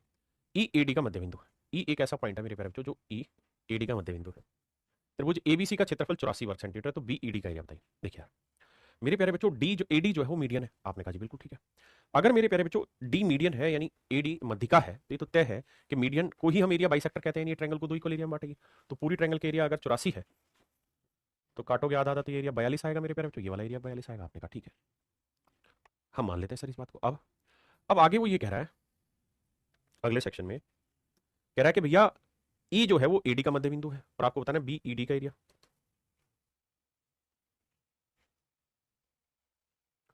तो मेरे प्यारे बच्चों अब एक बात बताना,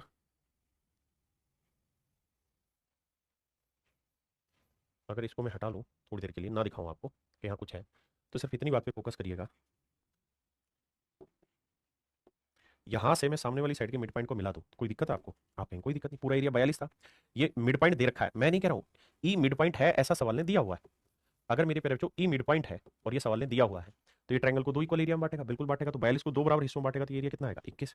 और ये एरिया भी क्या आएगा? 21। और आपसे यही पूछा हुआ है बीईडी का एरिया बताइए। बीईडी का एरिया बताइए, यही मेरे प्यारे बच्चों आपसे पूछा हुआ था, तो आंसर होगा 21। आंसर होगा 21। देखिए ज्योमेट्री बहुत टफ है लेकिन अगर आप इंटरेस्ट ले लेंगे तो बहुत मजा आएगा पढ़ने में। राज यादव भाई शुरुआत से पढ़ोगे तो पल्ले पड़ेगी, बीच बीच में आके जुड़ोगे नहीं आएगा पल्ले।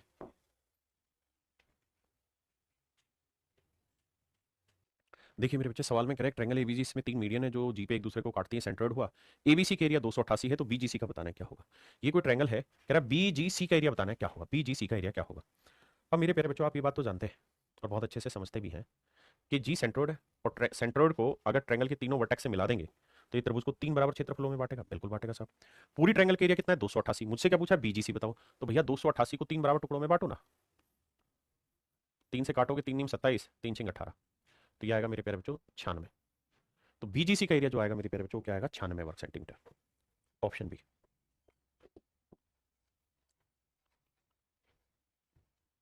यहां कह रहा है कि भाई ट्रायंगल का एरिया है 288 वर्ग सेंटीमीटर, तो आपको बताना बी डी जी एफ का एरिया बताइए क्या होगा। B D G F, B D G F. मेरे प्यारे बच्चों इस वाले पोर्शन का एरिया पूछा है, बी डी जी एफ। अब आप एक बात जानते हैं कि भाई पूरी ट्रायंगल का एरिया अगर 6 है तो ये एरिया 1 होगा, ये भी 1 होगा, ये भी 1 होगा, ये भी 1 होगा, ये भी 1 होगा, ये भी 1 होगा, बिल्कुल। तो हम ये बात मोटी मोटी समझ सकते हैं कि पूरी ट्रायंगल एबीसी का एरिया और ट्रायंगल और क्वाड्रिलेटरल बीडीजीएफ का एरिया, बीडीजीएफ का एरिया 1 और 1 2 है तो पूरी ट्रायंगल का एरिया कितना हो जाएगा मेरे प्यारे बच्चों? 6। 1 1 2 3 4 5 6। तो अगर रेशियो ले लेंगे तो ये आएगा 3:1, बिल्कुल सही है। तो पूरी ट्रायंगल एबीसी का एरिया 3 यूनिट नहीं दे रखा है, 288 वर्ग सेंटीमीटर। तो 1 यूनिट की वैल्यू आएगी 96। और यही आपसे पूछा हुआ है कि 1 यूनिट की वैल्यू क्या है? 96। यानी ये वाला एरिया पूछा हुआ है तो ये आ जाएगा मेरे प्यारे बच्चों 96। हाँ है ना? तो ये वाला एरिया भी मेरे प्यारे बच्चों आपका 96 ही आएगा, 96 ही आ जाएगा, कोई दिक्कत नहीं। अगला सवाल भी थोड़ा अलग है। सवाल में कह रहा है कि भाई ट्रायंगल है एबीसी जिसमें AD B F B E C F मध्यिकाएं हैं और त्रिभुज की भुजाएं दे रखी ए बी बी सी सी ए 20 16 और 24, 20 16 और 24। मेरे प्यारे बच्चों एक बात है, सवाल ने एक ट्रायंगल दे रखी है एबीसी।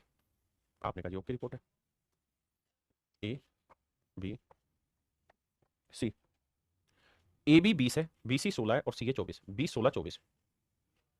20, 16, 24। क्लियर है मेरे प्यारे बच्चों? हाँ, अब अगली बात सर ये है सरकार कि सवाल में कह रहा है कि भैया हमने 3 मध्यिकाएं खींची, लेकिन मैं कह रहा हूं मध्यिकाओं से पहले आप ये बताओ ट्रायंगल के एरिया क्या होगा। तो आप कहेंगे साहब एरिया निकालने के लिए पहले एस निकालना होगा। एस का मतलब होता है सारी भुजाओं का जोड़, यानी 20 जमा 16 जमा 24 और बटे करिए साहब 2। तो 24 और 16 कितना हुआ? 40। 40 और 20 60। 60 का आधा कितना हुआ मेरे प्यारे बच्चों? 30। अब एरिया क्या होगा मेरे प्यारे बच्चों? एस। एस माइनस मतलब फार्मूला तो पता ही, लिखवाने की जरूरत नहीं है। तो एस है 30। 30 में 20 गया 10, 30 में 16 गया 14 और 30 में 14 24 गया 6। अब देखिए जीरो और जीरो निकालेंगे बाहर तो भैया 10 आ जाएगा। यहाँ बचा 3। 14 को 2 गुना 7 लिख लेते हैं और 6 को 2 गुना 3 लिख देते हैं। तो 3 और 3 बाहर आ गया, 2 और 2 बाहर आ गया, अंडर रूट में 7 बचा। 3 दूनी 6 दही 60। तो एरिया आया मेरे प्यारे बच्चों 60√7। पूरी ट्रायंगल एबीसी का जो एरिया है मेरे प्यारे बच्चों वो आया 60√7। क्या है मेरे बच्चे? 60√7। ट्रायंगल एबीसी का एरिया आया 60√7। कह रहा जी बी डी जी का एरिया बताइए।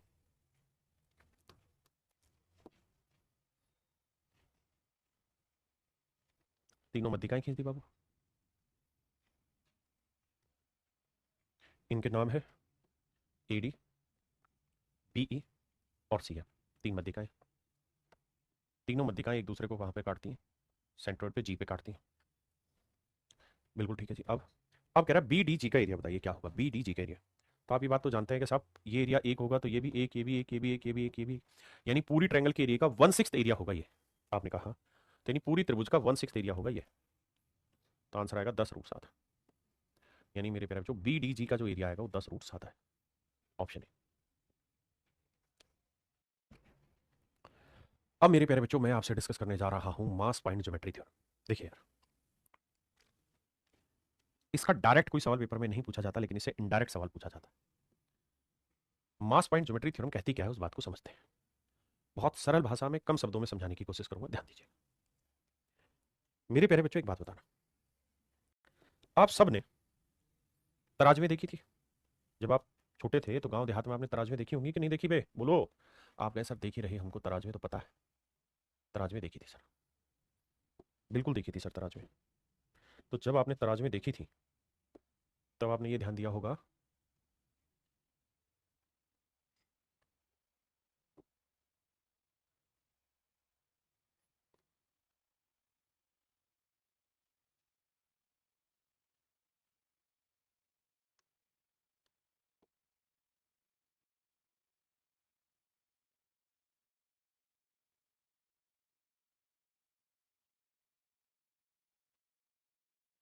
भाई थोड़ा पेशेंस रखना बस, समझाऊंगा और बढ़िया से समझा दूंगा।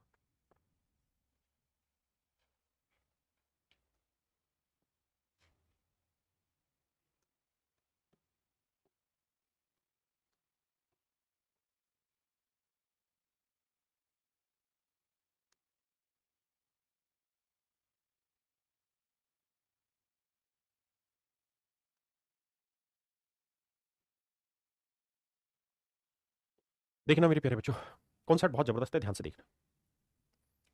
ये मेरे प्यारे बच्चों तराजू होती थी गांव देहात में, जब आप छोटे थे तब आपने देखी होगी ऐसे करके तराजू हुआ करती थी, है ना? ऐसे करके तराजू हुआ करती थी। और मेरे प्यारे बच्चों जो समझदार दुकानदार होता था, चीजें जिसे बेचनी आती थी, वो क्या करता था हमेशा? जो समझदार होता था वो क्या करता था मेरे भाई कि यहाँ पे एक इसके ऊपर डंडा सा ऐसा बांध लेता था, तराजू को बांध के यहाँ से, और इसको पकड़ता था। इसको पकड़ता था, इधर वजन तो रख देता था 1 किलो 2 किलो के बाट, हाँ है ना? और इधर मेरे प्यारे बच्चों आपको चीनी वीनी जो भी तोलना होता था वो सब चीजें तोलता था। ये सारी कहानी मेरे प्यारे बच्चों आपने पढ़ी होगी। तो हमेशा आपने एक चीज नोटिस की होगी कि ये वाले जो पॉइंट होता था ये बिल्कुल मिड पॉइंट पे होता था, बीचों बीच होता था। ये जो चीज होती थी बिल्कुल मिड पॉइंट पे रहती थी, क्योंकि जब जब ये वाला पॉइंट मिड पॉइंट पे रहेगा, पकड़ने वाला ताखड़ी पकड़ने वाला जो बिंदु है मिड पॉइंट पे रहेगा, तब तब मेरे प्यारे बच्चों इसकी कैलकुलेशन प्रॉपर करेक्ट आएगी। अगर मैं यहाँ 1 kg का बाट रखूंगा, 1 किलोग्राम का बाट रखूंगा, 1 किलो का बाट मैंने रख दिया, तो जब मैं इसमें चीनी तोल रहा हूँ या कुछ भी तोल रहा हूँ तो उसमें वजन भी 1 किलो जब डल जाएगा तो दोनों पलड़े बैलेंस हो जाएंगे, कोई इधर या उधर झुकेगा नहीं। आप कहेंगे हाँ सर ये बात तो हमें पता है, बिल्कुल पता है। अगर मेरे प्यारे बच्चों ये बात आपको पता है, देखिए आप सबसे रिक्वेस्ट है पढ़ाई पे फोकस करिए, इस बात पे फोकस मत रहिए सिलेबस कब खत्म होगा कब नहीं, क्योंकि हर चीज को जब तक आप तसल्ली से खत्म नहीं करोगे तब तक पेपर में तक सिलेबस खत्म भी हो गया तो आपकी तरफ से तो कुछ भी खत्म नहीं होगा। इसलिए प्लीज अच्छे से मेहनत करके पढ़िए। तो मेरे प्यारे बच्चों एक चीज आपने नोटिस करी कि जो ताकड़ी का वजन है वो दोनों साइड अगर हम इक्वल रख रहे हैं तो बैलेंस तभी हो पाएगा जब मेरे प्यारे बच्चों यहाँ पे जो पकड़ने वाला जो बैलेंस करने वाला पॉइंट है वो मिड पे हो। अब मेरे प्यारे बच्चों, ये जो मास पॉइंट ज्योमेट्री है ये बेसिकली बैलेंस पॉइंट को ही तैयार करती है। ये बैलेंस पॉइंट को ही तैयार करती है। ये बैलेंस पॉइंट को ही तैयार करना सिखाती है कि भाई किस बिंदु पर क्या चीज रखी जाए कि बैलेंस हो जाए। आप कहें हाँ सर। अब मेरे नन्हे मुन्ने बच्चों, ये कहानी तो आप पढ़ते थे छोटी क्लासों में, जब आप घर पे रहते थे तब ये कहानी पढ़ते थे। अब मैं सवाल कुछ और कर रहा हूं। मेरा सवाल बदल गया। क्या बदल गया साहब आपका सवाल? मेरा सवाल अब ये है कि भैया इस इस पलड़े में मैंने 3 किलो वजन रखा हुआ है और इस पलड़े में मैंने 1 किलो वजन रखा हुआ है। इस पलड़े में मेरे प्यारे बच्चों मैंने 3 किलो वजन रखा हुआ है उसमें, और इस पलड़े में मैंने 1 किलो वजन रखा हुआ है। इस पलड़े में मैंने 3 किलो वजन रखा हुआ है, इस पलड़े में मैंने 1 किलो वजन रखा हुआ है। तो मैं आपसे ये जानना चाहता हूं कि जो ये बैलेंसिंग वाला पार्ट हम लगाते हैं, जो पकड़ने वाला पार्ट होता है, ये वाला पार्ट, ये इसके बीच में लगाऊं, यहां लगाऊं, यहां लगाऊं, यहां लगाऊं, कहां लगाऊं जिससे दोनों पलड़े बैलेंस हो जाए, ऊपर नीचे ना झुके।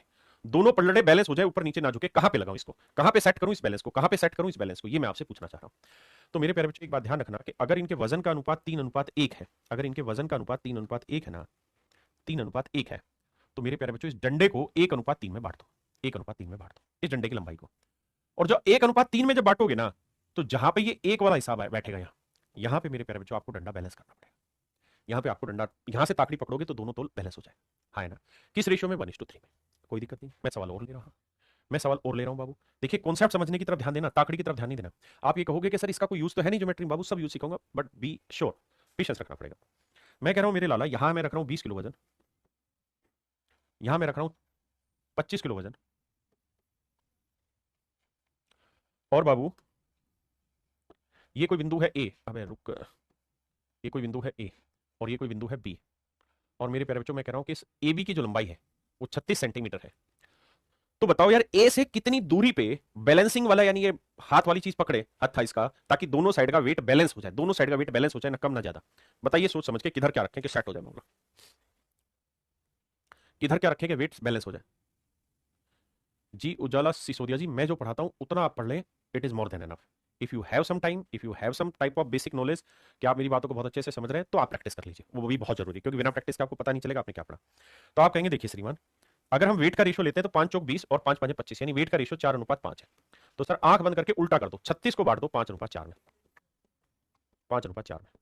तो 5 और 4 9, 9 यूनिट 36, 1 यूनिट 4, 4 5 20 और 4 चौक 16। इसका मतलब ये हुआ सर कि ए से 20 सेंटीमीटर की दूरी पर, ए से 20 सेंटीमीटर की दूरी पर और बी से साथ 16 सेंटीमीटर की दूरी पे वो बैलेंसिंग वाला हत्था लगाना होगा। यानी यहां पे अगर आप बैलेंसिंग का हत्था लगा देंगे ना बाबू, तो मैनेज कर देंगे सारी चीजों को। अगर आप यहां लगा देंगे तो चीजें मैनेज हो जाएंगी, दिक्कत नहीं होगी। यानी ए से 20 सेंटीमीटर की दूरी पर और बी से 16 सेंटीमीटर की दूरी पे वो हत्था लगेगा। उसके बाद दोनों तराजू हिलना बंद हो जाएंगे और बैलेंस में खड़े हो जाएंगे एक जगह। मेरे बेटे प्यार से प्रेम से इस बात को सीखिए। आपने कहा जी ओके रिपोर्ट है। अब अब सर मैं सवाल बदलना चाह रहा हूं। क्या बदलना चाह रहे हो सर आप? ऐसा क्या करना चाह रहे हो कि आप बदल रहे हो चीजों को? बेटे अभी तो आपको चीजें सीखनी है, आराम से पेशेंस से बस सीखते जाइए। 1 सेकंड में कोई विद्वान नहीं बनेगा, लेकिन 10 मिनट में हर बच्चा विद्वान बन जाएगा, गारंटी है। अब कई सारी तराजू कर दी मैंने तुम्हारे लिए तैयार, अब आ जाइए। मेरे प्यारे बच्चों एक बात था ना, यहां मैं कह रहा हूं 20 किलो वजन है, यहां मैं कह रहा हूं 40 किलो वजन है, यहां 20 किलो वजन है या 40 किलो वजन है, और ये जो लेंथ है ए बी की, जो लेंथ है ए बी की लेंथ 12 सेंटीमीटर है। तो मुझे आप ये बताइए ए से कितनी देर दूरी पर ताकड़ी को पकड़ा जाए, यानी इस डंडे को पकड़ा जाए, इस डंडे को पकड़ा जाए जहां से, जिससे बैलेंस हो जाए। जल्दी से कमेंट करिए, इसके बाद फिर इसी का अगला स्टेप सिखाऊंगा। Please tell me from where, from a we have to hold the, मतलब डंडा, so that it become good balance. आइए मेरे बच्चे। तो आप कहेंगे साहब कुछ नहीं करो, पहले इनका रेशियो ले लो, 20 से कम 20, 20 दूनी 40, रेशियो आ रहा है 1:2। तो आंख बंद करके 2:1 में बांट दो, 2:1 में बांटेंगे, 2 और 1 3 आया सर, 3 चौक 12, 4 दूनी 8 4। तो सर ए से 8 सेंटीमीटर की दूरी पे आप बैलेंस कर दो, यानी यहां पे आपको बैलेंस लगा देना चाहिए, यानी यहां पे ताकड़ी को आपको पकड़ लेना चाहिए। तो ये लेंथ 4 सेंटीमीटर बची और अब इसका बैलेंस हो जाएगा। बिल्कुल ठीक है। अब मेरे प्यारे बच्चों एक बात बताना, मैं आपसे एक चीज और जानना चाह रहा हूं, मैं आपसे ये जानना चाह रहा हूं, इस ताकड़ी पे उसके हाथ पे वजन कितना आया हुआ होगा? तो आप कहेंगे सर वजन आ रहा होगा 20 और 40 60 किलो, यानी यहां पे उसके हाथ पे वजन 60 किलो आया होगा। वजन कितना आया होगा मेरे प्यारे बच्चों? 60 किलो आया होगा, क्योंकि 20 किलो यहाँ, 40 किलो, यानी उसने हाथ से जो उठा रखा होगा वो तो 60 किलो वजन उठा रखा होगा, कानून है। अब अगला सवाल मेरा यही है कि भाई दुकानदार है, उसने यहाँ पे बैलेंस किया हुआ है, ठीक है जी, ये जो लेंथ है ये 20 सेंटीमीटर है, ये जो लेंथ है ये 8 सेंटीमीटर है, और मेरे प्यारे बच्चों इस जगह पे उस पे जो वजन आया हुआ है ना वो 63 किलो आया हुआ है। उसने जो अपने हाथ से वजन डाटा हुआ है, संभाल रखा है, वो 63 किलो उठा रखा है। तो आप ये बताओ इस तराजू में कितना और इस तराजू में कितना, ए पे कितना वजन और बी पे कितना वजन, बताइए।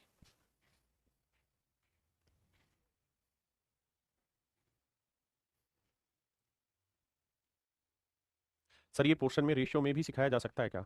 निधि बेटा रेशियो में तो सिखा सकते हैं, लेकिन यहाँ पे जरूरी है, रेशियो अलग चीज है, ये अलग चीज है। इसको ज्योमेट्री में यूज करना सिखाना है ना मैंने। अब आप कहोगे देखो सर 4 दूनी 8, 4 5 20, तो सर पहली बात तो उल्टी चाल चलेगा, ये 5 है तो यहाँ वजन 5 किलो होगा, यहाँ 2 है तो यहाँ वजन 2 किलो होगा। अब टोटल वजन कितना हो गया साहब, 2 और 5 7, भाई 2 यूनिट यहाँ वजन है, 5 यूनिट यहाँ, तो टोटल वजन 2 और 5 7 यूनिट हुआ।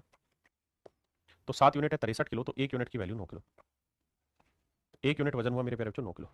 तो भैया 2 यूनिट कितना हुआ, 9 दूनी 18 किलो, यानी इस तराजू में 18 किलो वजन है और 9 5 45 किलो वजन है मेरे भाई इस तराजू। ये मेरा सवाल, 9 किलो के 1 यूनिट के लिए 9 किलो, तो 9 दूनी 18, 9 5 45, 18 और 45 किलो वजन है यूपी में। ए में हराम खोर 18 किलो वजन है, काय मस्ती काट रहा है, उल्टा चलता है। अगर यहाँ 2 है तो 2 यहाँ लोगे, यहाँ 5 है तो 5 वहां जाएगा, क्रॉस जाएगा, तभी तो बैलेंस करना सीखोगे। टंक लाल भाई गलत क्यों बता रहा है उत्तर। आइए आगे, मैं कह रहा हूँ एक आदमी है, उस आदमी ने यहाँ पे बैलेंस टिका हुआ है, ठीक है जी, और कह रहा है कि ये साइड है 60 सेंटीमीटर लंबी और ये साइड है 70 सेंटीमीटर लंबी। बहुत बढ़िया जी। सवाल में कह रहा है 117 किलो वजन है यहाँ पे, तो बताइए दोनों तराजू में कितना कितना वजन है, और यहां से बैलेंस किया हुआ है। सागर भाई what a language, what about you, मतलब कौन सी बात पे आप नाराज हो रहे हो। जी जी अभी होगा बेटा, होगा होगा। डिक्टेटरशिप नहीं नहीं नहीं सागर, ऐसा कुछ है नहीं बेटा, हिंदी इंग्लिश दोनों बोलो, आपकी प्रॉब्लम तो बताओ, how can you say that I am dictator.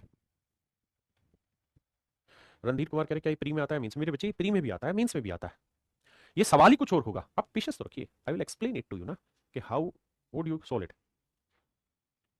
आइए मेरे बच्चे, अब आप कहोगे देखो साहब ये तो बड़ा तय है कि इनका रेशियो जो है साइड की लेंथ का वो तो बड़ा आसान है, 6:7। तो सर जो इनकी लेंथ का रेशियो है ना, एक्चुअल में इसका वेट का रेशियो उल्टा होगा, यहाँ 6 वेट होगा तो यहाँ 7 वेट होगा। तो 7 और 6 कितना बना मेरे प्यारे बच्चों, 13। 13 यूनिट रिप्रेजेंट कर रहा है 117 को, तो 13 में 117, 1 यूनिट की वैल्यू 9, तो 9 7 63 किलो वजन यहाँ होगा और 9 6 54 किलो वजन यहाँ होगा। हाँ है ना मेरे प्यारे बच्चों, ध्यान ये रखना कि इन दोनों वजन का टोटल हर हाल में यहाँ सेट होना चाहिए। ठीक ठीक है भाई। सर हरामखोर क्या होता है, आप तो टीचर है। अरे मेरे भाई मैंने तो हरामखोर बोला ही नहीं, कैसी बात कर रहा है सागर भाई, और अगर मैंने गलती से बोल भी दिया होगा तो मस्ती मजाक में बोलते हैं, हरामखोर का आप क्यों सीरियस ले रहे हैं, आगे से नहीं बोलेंगे, नाराज क्यों रहे मेरे भाई, माफी, कैसी बात कर रहे हो आप, हम की किसी बुरी इंटेंशन से किसी बच्चे को कैसे बोल सकते हैं, आप हमारे लिए हमारे बच्चों की तरह ही है, तब नाराज क्यों रहे। कुमार सिद्धांत कहते हैं जिम के डंबल भी इसी तरह काम करते हैं, बिल्कुल सही कह रहा। अब मेरे प्यारे बच्चों मैं सीधा ज्योमेट्री पे ले चलता हूँ, क्योंकि आप नाराज ज्यादा हो रहे हैं, खतरनाक तरीके से व्यवहार कर रहे हैं, आ जाइए।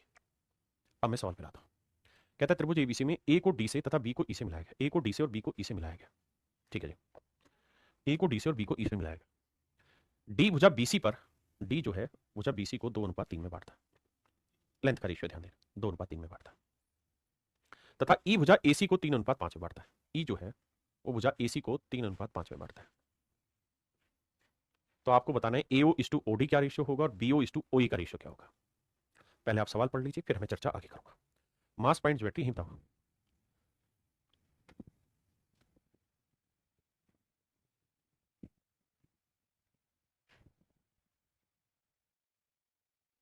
अफजल भाई कह रहे हैं वो आप नाराज ना हुए, वो ये वो लड़के जो बचपन से पैम्पर किया गए हैं, हाँ ये भी एक नुकसान है भाई। देखिए अब आते हैं सवाल पे। अब मेरे प्यारे बच्चों एग्जाम पॉइंट ऑफ व्यू से स्टार्ट हो गया, अगर मुझे ज्योमेट्री के तरीके से करना होगा तो मुझे यहाँ एक लाइन खींचनी होगी पैरेलल इसके, फिर रेशियो सेट करना होगा, बड़ा difficult question, it is not as easy as you are thinking, है ना, ये मैंने करा भी रखे, लेकिन मैं आपको यहाँ मास पॉइंट ज्योमेट्री से सिखाने की कोशिश करूँगा। ध्यान दीजिए मेरे प्यारे बच्चों, थोड़ी देर के लिए आंख बंद करके सिर्फ ये देखिएगा, आप ये सोचिए मत कि मैं पहला सवाल समझ रहा हूं, नहीं समझ रहा, आप छोड़ दो ना, गोली मारते हैं। एक बात बताइए, समझो यार ये तराजू का पलड़ा है, एक पलड़ा यहाँ पे है और एक पलड़ा यहाँ पे है, यहां से मैंने तराजू को बैलेंस किया हुआ है, और जहां बैलेंस किया उसकी लेंथ का रेशियो 2:3 है, 2:3 है, 2:3 है, तो अगर इनकी लेंथ का रेशियो 2:3 है तो वजन का अनुपात 3:2 होगा, यानी यहाँ पे 3 किलो वजन होगा तो यहाँ 2 किलो वजन। पहले इतनी बात को समझिए, ज्योमेट्री में समझाने की कोशिश करो, आपने कहा बढ़िया समझ में आ गया। अब मेरे प्यारे बच्चों मैं कह रहा हूं कि इस लाइन पे आ जाइए, भाई यहां सोचो तराजू है, ये तराजू का वेट बैलेंस हो रहा है, एक पलड़ा यहाँ पे लटकाया हुआ, एक पलड़ा मैंने यहाँ लटकाया हुआ है, अगर इनकी लेंथ का रेशियो 3:5 है कि भाई ये लेंथ 3 है ये लेंथ 5 है, तो ये तय है कि अगर ये लेंथ 5 है तो ये वजन 5 होगा, और अगर ये लेंथ 3 है तो ये वाला वजन 3 होगा, यानी ये 3 किलो होगा तो ये 5 किलो होगा। देखिए फिर से समझाता हूँ, कोई भी चीज़ पहली बार में समझने में आसान नहीं होती है, 2-3 सवाल कर लेंगे उसके बाद मजा आने लगेगा, पढ़ाई अच्छी होती है। अब देखिए फिर से समझाता हूँ मेरे प्यारे बच्चों, अपने को लठ नहीं बजाना, समझना। मैंने कहा कि यार ये मेरी तराजू का डंडा है, ठीक है जी। इस पॉइंट से मैंने तराजू को पकड़ा हुआ और मैंने कहा कि मैंने बैलेंस कर रखा है, भैया ये लेंथ 2 है, ये लेंथ 3 है। तो भैया बताया था कि अगर ये 3 है तो इसका मतलब यहाँ 3 किलो वजन लटका होगा, ये 2 है तो इसका मतलब यहाँ 2 किलो वजन लटका होगा। आपने कहा ठीक है, मान ली बात, समझिए थे अभी तो पीछे समझाया था। अब सर क्या कर रहे हैं कि ये मेरा तराजू का डंडा है, ठीक है जी। यहां से मैंने तराजू होल्ड की हुई है, बैलेंस की हुई है, लेंथ का रेशियो 3-5 है, तो अगर यहाँ लेंथ 3 है तो यहाँ वजन 3 किलो होगा, यहाँ लेंथ 5 है तो यहाँ वजन 5 किलो होगा। सर बिल्कुल ठीक है। अब मेरे प्यारे बच्चों हमें कुछ ऐसा कमाल करना होगा कि भाई यहाँ 3 किलो वजन भी लटका हुआ है इस जगह और 2 किलो वजन, ऐसा तो हो नहीं सकता। वजन तो कोई एक फिक्स ही लटकाना होगा जो दोनों जगह सेट हो जाए। तो ऐसे में क्या करा करो मेरे बच्चे, 3 और 2 का एलसीएम ले लो, 3 और 2 का एलसीएम ले लो। तो मान लेते हैं यहाँ पे 6 किलो वजन लटका हुआ है, मान लेते हैं मेरे प्यारे बच्चों यहाँ 6 किलो वजन लटका हुआ। तो भैया 2 यूनिट रिप्रेजेंट कर रहा है 6 किलो को, तो 1 यूनिट की वैल्यू 3, तो 3 यूनिट की वैल्यू आ गई 9। इसका मतलब यहाँ पे वजन लटका हुआ है 9 किलो। आपने कहा जी मान ली बात, या 9 किलो वजन लटका हुआ है। बड़े ध्यान से मेरी बात सुनना, अगर मेरे प्यारे बच्चों यहाँ 6 किलो वजन लटका हुआ है या 9 किलो वजन लटका हुआ है, तो बैलेंस पे वेट कितना आया हुआ होगा, 6 किलो यहाँ लटका हुआ है, 9 किलो यहाँ, तो 9 से 15 किलो वजन आया होगा यहाँ। आपने कहा बिल्कुल सही बात है, इस बिंदु पे 15 किलो वजन लटका हुआ होगा। अब इस तराजू पे आते हैं भाई, एक्चुअल में हमने इनका एलसीएम लेके 6 किलो वजन लटका दिया, तो 3 यूनिट 6 किलो को रिप्रेजेंट कर रहा है, तो 1 यूनिट की वैल्यू 2 किलो आ गई, 1 यूनिट की वैल्यू 2 किलो आ गई। तो भैया 5 यूनिट की वैल्यू कितनी आ गई, 10 किलो, यानी यहाँ वजन लटका रखा है सर 10 किलो, यहाँ वजन लटका रखा है सर 10 किलो।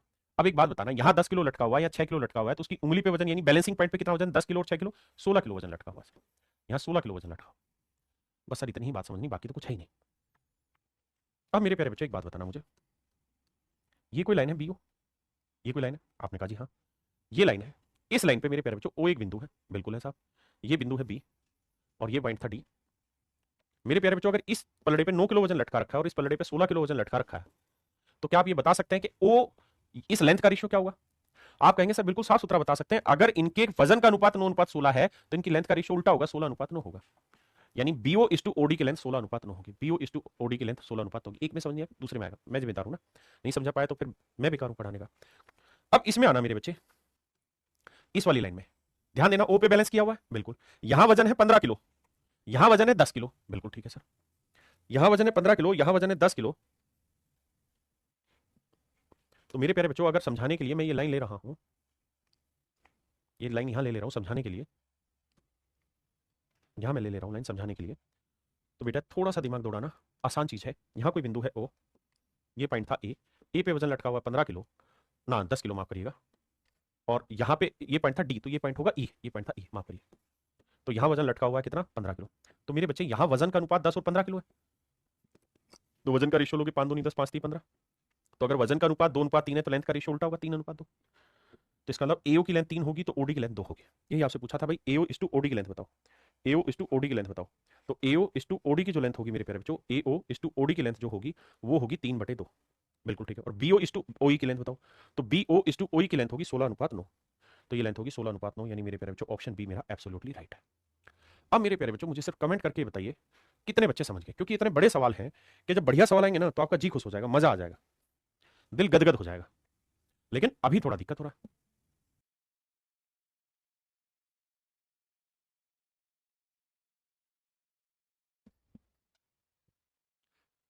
समझ गए, बहुत बढ़िया। अब आइए सवाल,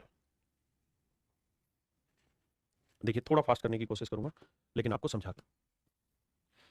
कह रहा भैया डी जो है वो बीसी को 2:3 में काटता है, यानी ये लेंथ 2 है तो ये लेंथ 3 है, और ओ बीई को काट रहा है 5:4 में, ये लेंथ 5 तो ये लेंथ 4। ऐसा मैं नहीं सवाल कह रहा है, कहता है D divides BC in the ratio 2:3 and O divides BE in the ratio 5:4। तो आपको ए इस टू ईसी बताना है और एओ इस टू ओडी बताना है। आओ मेरे बाबू समझाने की कोशिश करता हूं, अब लगाते हैं दिमाग। मेरे प्यारे बच्चों सबसे पहले आप ये बताइए, भाई मैंने ये सोच लिया कि ये तराजू का डंडा है, ठीक है जी, एक पलड़ा यहाँ पे लटका रखा है, एक पलड़ा यहाँ पे लटका रखा है, और यहाँ से कर रखा है मैंने बैलेंस, ठीक है साहब। अगर आपने यहाँ से बैलेंस किया हुआ है, तो अगर बैलेंस की लेंथ का रेशियो 2-3 है, यहाँ से बैलेंस कर रहे हो और लेंथ का रेशियो 2-3 है, तो वजन का अनुपात 3:2, यानी यहाँ वजन 3 होगा तो यहाँ वजन 2 होगा। आराम से सुन लो बस प्यार से। अब सर ये भी समझना, यहाँ पे मैंने इस डंडे को, मतलब सॉरी ये है तराजू का डंडा, एक तराजू का बाट यहाँ लटका हुआ है, एक तराजू का बाट यहाँ लटका हुआ है, और यहाँ से मैं बैलेंस कर रहा हूँ, यहाँ से डंडा पकड़ के बैलेंस कर रहा हूँ। आपने कहा जी ठीक है कर दो। अगर आप यहाँ से बैलेंस कर रहे हैं तो लेंथ का रेशियो 5-4 है मेरे प्यारे बच्चों, तो मेरे प्यारे बच्चों लेंथ का रेशियो 5-4 है तो वजन का रेशियो क्या होगा 4-5, वजन का रेशियो क्या होगा 4-5, बिल्कुल ठीक है। तो मेरे भाई 4 और 3 कैल्शियम क्या होगा 12, तो यहाँ पे वजन ले लेते हैं 12 किलो। यहां पे वजन है 12 किलो, बिल्कुल ठीक है। तो यहां पे वजन अगर 12 किलो है तो मेरे प्यारे बच्चों 3 किलो रिप्रेजेंट कर रहा है 12 को, 3 यूनिट 12 तो 1 यूनिट 4 तो 2 यूनिट 8, तो यहां वजन आ गया 8 किलो। भाई यहां वजन का 3:2 में वेट होना था वेट का, तो यहां अगर 12 किलो ले रहा हूं तो यहां 8 लेना होगा। अब इस डंडे पे आ जाइए, यहां अगर वजन 4 किलो होगा तो यहां वजन 5 होना चाहिए, तो भैया 4 यूनिट रिप्रेजेंट कर रहा है 12 किलो, तो 1 यूनिट 3 किलो, तो 5 यूनिट 15 किलो, तो ई पे वेट होगा 15 किलो। सर बात बिल्कुल क्लियर है। पहले आराम से इतनी बात को समझो। अगर आप इतनी सी बात समझ लो, उज्जवल सिसोदिया जी आपके सबके कमेंट पढ़ते हैं, क्यों यार कमेंट में पागल हो रहे, सॉल्व पे आओ। अगर आप इतनी बात को समझ लोगे तो मजा आ जाएगा आपको सॉल्व समझने में, बढ़िया लगेगा। उज्जवल सिसोदिया भाई नाराज ना हो। अब आइए आगे, अब मेरी बात सुनिए। एक बेसिक लॉजिकल बात करने की कोशिश कर रहा हूं, अगर आपको अच्छा लगे तो। मेरे प्यारे बच्चों एक चीज बताना यार, यहां पे मैं बैलेंस कर रहा हूं, ये मेरी तराजू है, इस पलड़े में वजन है 8 किलो और मेरी उंगली पे वजन आ रखा है 15 किलो। इस पलड़े में वजन है 8 किलो और मेरी उंगली पे वजन आ रखा है 15 किलो, तो बेटा उंगली का वजन जो होता है ये इन दोनों का जोड़ होता है, तो ये 8 है तो यहाँ क्या रहा होगा 7 किलो। बिल्कुल रहा होगा सर 7 किलो, इसमें कौन मना कर सकता है, इसमें किसकी हिम्मत है सर जो मना कर दे। हाँ जी। दूसरी बात, मेरे प्यारे बच्चों इस पलड़े पे वजन 12 किलो है, इस पलड़े में वजन 8 किलो है, तो 8 और 12 20, तो इस उंगली पे वजन का प्रभाव आएगा 20 किलो, बिल्कुल आएगा सर। अब मेरे बाबू एक बात बताना, अगर यहां वजन का अनुपात 7:8 है, अगर वजन का अनुपात 7:8 है तो लेंथ का रेशियो 8:7 नहीं होगा। आप कहेंगे बिल्कुल होगा, यानी AE:ED का रेशियो 8:7 होगा। AE:ED का रेशियो 8:7 होगा, 8:7 होगा AE:ED, AE:EC माफ करिए 8:7, तो ऑप्शन सी है। अब इसी में अगला पूछ रहा है AO:OD, AO:OD। तो बेटा एक बात हो, यहां वजन है 20 किलो, यहां वजन है 7 किलो, ये मेरे बच्चे आपने उंगली कर दी बीच में, तो यहां पे अगर वजन 7 और 20 है तो लेंथ का रेशियो यहां 20 होगा, तो ये वाली लेंथ 7 आएगी, तो AO:OD की लेंथ का रेशियो 20:7 होगा। AO:OD की लेंथ का रेशियो 20:7 होगा, that is in option C. मेरे प्यारे बच्चों अब शायद धीरे धीरे आपको पल्ले पड़ना शुरू किया होगा, है ना। अगले सवाल में आप मदमस्त होकर नाचने लगेंगे, क्योंकि तरीका बहुत अच्छा सिखाया है, बिल्कुल यूनिक सिखा रहा हूं मैं अपने बच्चों को।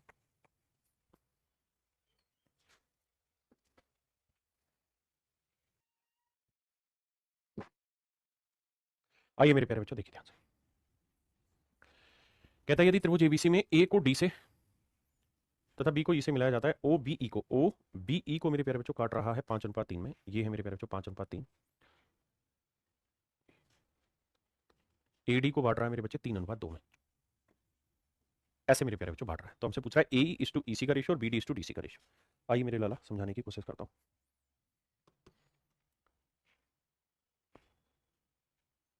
आइए मेरे बाबू, देखो मेरे बाबू ऐसे समझो मेरे बेटा, ये तराजू का एक पलड़ा यहां लटका रखा है मैंने, एक पलड़ा मैंने यहां लटका रखा, आपने कहा जी बिल्कुल ठीक है, दोनों जगह पलड़ा लटका रखा है, और यहां क्या है मेरे प्यारे बच्चों, सब यहां है हमारी उंगली जिससे हमने इसको बैलेंस किया हुआ।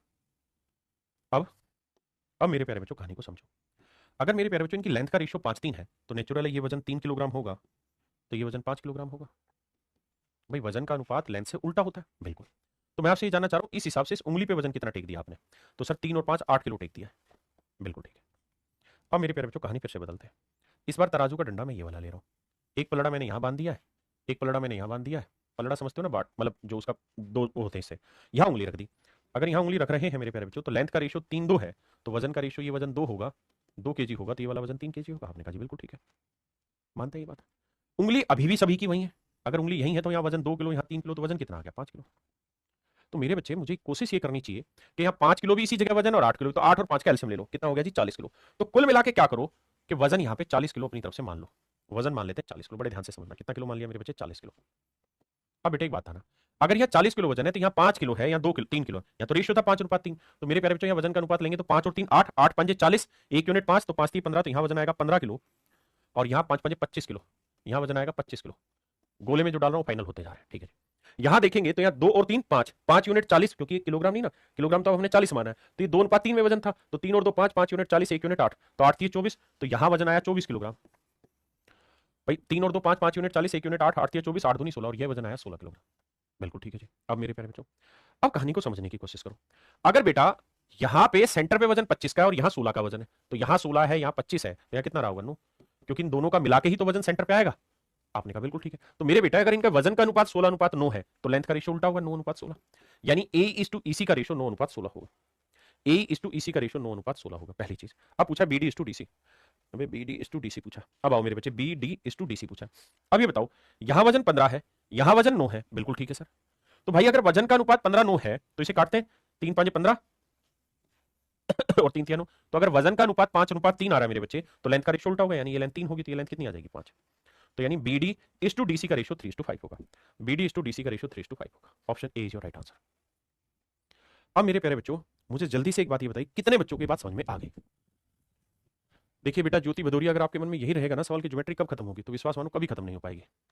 ऐसे खत्म होती नहीं है ज्योमेट्री जैसे आप सोच रहे हैं, खत्म करके करनी होती। बताइए मेरे प्यारे बच्चों, कितने बच्चे समझ गए इस बात को बहुत बढ़िया से? तब फिर आगे बढ़ेंगे।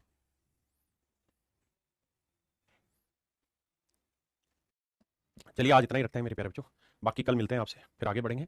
जो कराया है इसको पढ़ के आइए ताकि धीरे धीरे वो कन्फ्यूजन दूर हो जाए आपका। थैंक यू मेरे प्यारे बच्चों, have a nice day to everyone, thank you.